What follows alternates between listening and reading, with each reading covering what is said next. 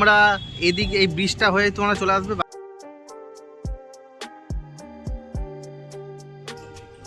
যখন নিয়ে আসতো সেই দিয়ে মায়ের সামনে সারি সারি দিত, ছিটে যাতে মা ভেঙে গিয়ে যখন তোকে হাতে দিচ্ছে তখন সেই গরম ভাব।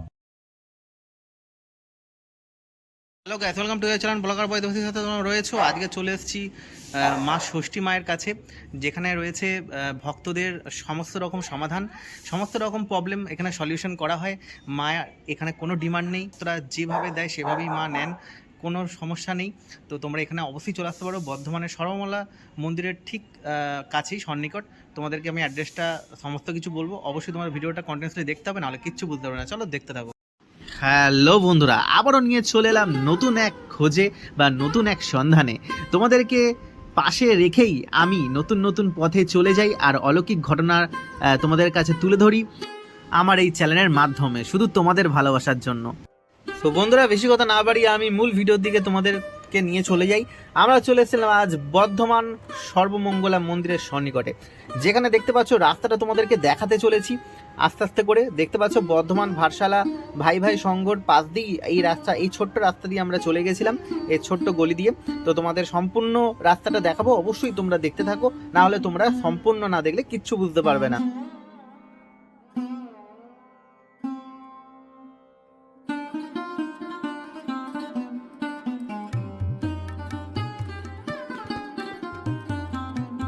ফাইনালি বন্ধুরা, আমরা ষষ্ঠী মায়ের কাছে চলে এসেছিলাম। মা ইতিমধ্যে পুজো স্টার্ট করে দিয়েছে, অবশ্যই তোমরা কন্টিনিউয়াসলি ভিডিওটা অবশ্যই দেখতে থাকো। ইতিমধ্যে তোমরা দেখতে পাচ্ছ জগদ্দা মাকে কিভাবে স্নান করানো হচ্ছে, তারপর কিভাবে কি মায়ের সেবা করা হচ্ছে তোমরা দেখতে পাচ্ছ।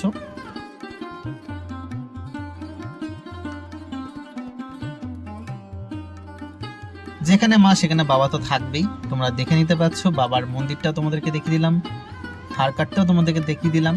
চলো, মা তোমাদেরকে এবার সম্পূর্ণটা বলবে, অবশ্যই তোমরা ওয়েট করো।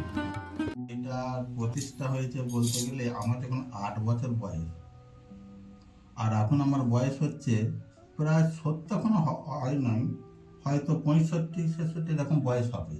তা 8 বছর থেকে সাধনা করেছি, মায়ের সাধনা করে মাকে আমি দর্শন লাভ করেছি ছোটবেলায়।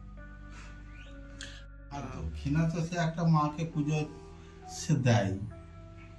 আচ্ছা আচ্ছা, মানে যার যেরকম ইচ্ছা। হ্যাঁ হ্যাঁ, আচ্ছা আচ্ছা। ষষ্ঠী মা বলি আমি জগতে খ্যাত, এই নামই সবাই চেনে। এক ব্যক্তি তার কামনা পূর্ণ হয়েছিল, তার ঠাকুর আমাকে বলেছিল যে মা, যদি আমি মামলায় জিতি তা আমার বিগ্রহ আপনাকে দান করবো। তা সেই ব্যক্তি আমাকে দিয়ে গিয়েছে। তখন আমি ছোট খুব দিয়ে এসেছিলেন। প্রথমে মাটির বিগ্রহ ছিল, কোনো ব্যক্তি তার কামনা পূর্ণ হয়েছিল বলে পাথরে নির্মাণ করে দিয়ে গিয়েছিল। এটাও অনেক দিনকার কথা। সন্ন্যাস দিনই বলে অল্প বয়স, তখন তার 28 বছর বয়স, যে সংসার যদি করি, তা সে আবার পুনরায় গিয়ে বৃন্দাবনে একজন গোস্বামীর কাছে সন্ন্যাস মন্ত্র নিয়ে সে ঠাকুর দিয়ে চলে গেল। আর ওইটা যে দেখছো, ওই দেবী মাটির যখন ভিত কাটা হয় তখন ওই মা উঠেছিলেন, ওইটা হচ্ছে আসল মা। তো ওই মাটি কোনো ক্রমে যখন বলি টলি খুবই হতো, তো সেই পাঁঠার রক্ত ছিটে মায়ের লেগে গিয়ে মাকে যখন বাইরে বার করা হতো, যখন বলি হতো, তা সে মাথাগুলো যখন নিয়ে আসতো, সেই দিয়ে মায়ের সামনে সারি সারি দিত, ছিটে যাতে মা ভেঙে গিয়ে চুন মার হয়ে গেছে। তো সেই সময়তে কোনো শিল্পীর দ্বারা ওনাকে নতুন করে নির্মাণ করা হয়েছে, কিন্তু ওকে তো ফেলা চলবে না। আদি যেমন মানুষের যদি ঠ্যাং ভেঙে যায়, ঠাকুর রামকৃষ্ণ যেমন বলেছে, তাকে ত্যাগ করে দিয়ে তার মেয়ের সঙ্গে কি সে মধুরে যদি ঠ্যাং ভেঙে যায় তাকে দিয়ে দিবি অন্য ছেলের সাথে, সেই রকম জিনিসটা কোনোদিন ফেলতে নাই। তো তাকে এমনই তৈরি করে দিয়েছে, অতি সুন্দর, বোঝা যাচ্ছে না। কিন্তু তারপরে এইটা একজন ডাইহাটের একজন ভাস্কর, তিনি কলকাতায় থাকার পরে একে নির্মাণ করা হয়েছে। নির্মাণ করে এনাকে আবার প্রতিষ্ঠা হয়েছিল। 108 ঘড়ায় জল দিয়ে মাকে তাকে প্রতিষ্ঠা করার সময় নতুন করে আবার বলি টলি দিয়ে তারপর মাকে স্থাপনা হয়েছে। কিন্তু এইভাবে দুটি মা দুপাশে লীলা তো হয়েছে বাবা এককালে। এখন কলিযুগের ঘোর কলি, এখন মানুষের বিশ্বাস অন্য রকম। এমন এমন ব্যক্তি আছে মায়ের কাছে যে মায়ের ভোগ আসল হয়, সেই ভোগ গরম জিনিস মায়ের কাছে বলতে মা বহু যাত্রী বসেছিল, পুজো আজা হয়ে যাওয়ার পরে আরতি রাতে হয়ে যাবে, যখন তাকে হাতে দিচ্ছে তখন সেই গরম ভাব উঠছে। এই মাহাত্ম্য ছিল।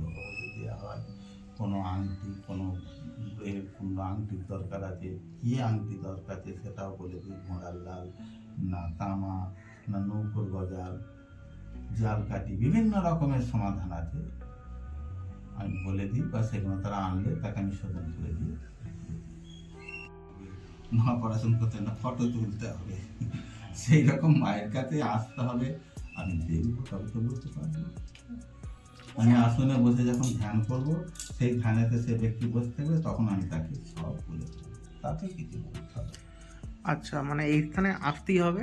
আর মেন কথা, যাদের আর কি খুব প্রচণ্ড মানে অসুস্থতা রয়েছে, মানে হ্যাঁ আপনাকে বলছেন মা ঠিক আছে আমি আসতে পারছি না, মানে হ্যাঁ হ্যাঁ আপনি যদি আসুন, মানে অনেকের হয় কি বাড়িতে বাস্তুদোষ থাকে, ঠিক আছে, বাস্তুদোষ আছে, ঠিক আছে, অনেক রকম অনেক কিছু প্রবলেম থাকে, তারা এখানে কাটানোর জন্য বলে। হ্যাঁ হ্যাঁ আসতে পারছি না, তো আপনি কি বাইরে গেলে, হ্যাঁ তো আপনাকে যদি বলে যে আপনি কি আসতে পারবেন, তাহলে আপনি কি সেখানে গিয়ে কি হ্যাঁ একদিন আমি গেছি এককালে।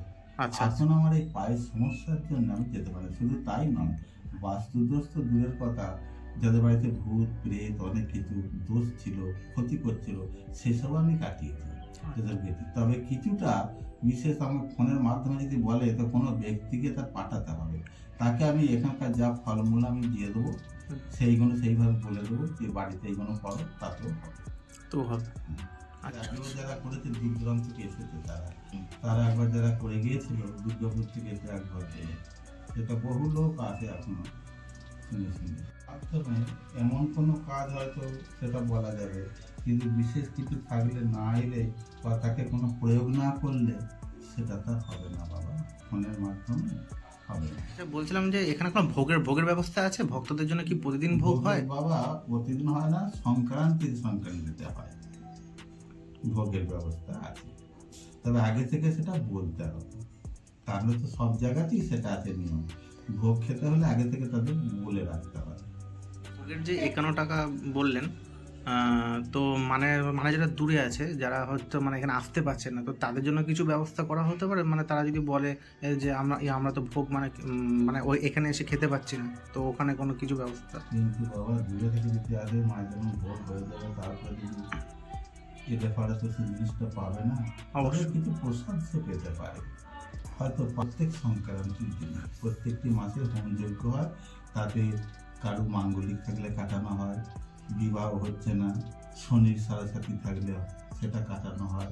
এইসব বিভিন্ন গ্রহ সমস্যায় যারা আছে, তাদের এক একটা কাজের জন্যই বলে দিই। কেউ রাহুর দশা আছে, কারো মঙ্গলের আছে, শনির সাড়ে আছে, মাঙ্গলিক আছে, এইসব বিভিন্ন জিনিসে আমি কাজ করি, বলে দিচ্ছি বাবা।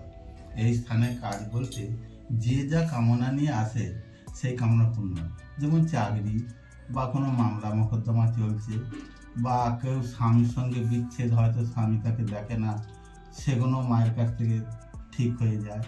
এইভাবে বিচ্ছেদ যেসব কামনা, এইসব জিনিসগুলো মায়ের কাছে ভালো হয়।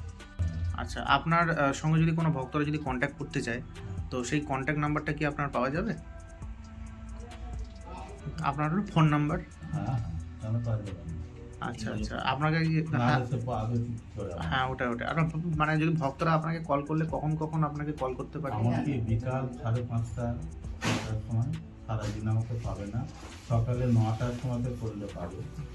এই জায়গাটার নাম হচ্ছে ভাতছালা পিয়ন পাড়া, বা এই রানীর মাঠে স্টেডিয়াম আছে, ওই জায়গায় এসে আমার ষষ্ঠী মার নাম করলেই হবে, যে ষষ্ঠী মায়ের কালীবাড়ি যাবে, তাহলে ওখান থেকে এই ঠিকানায় তোমাকে পৌঁছে দেবে।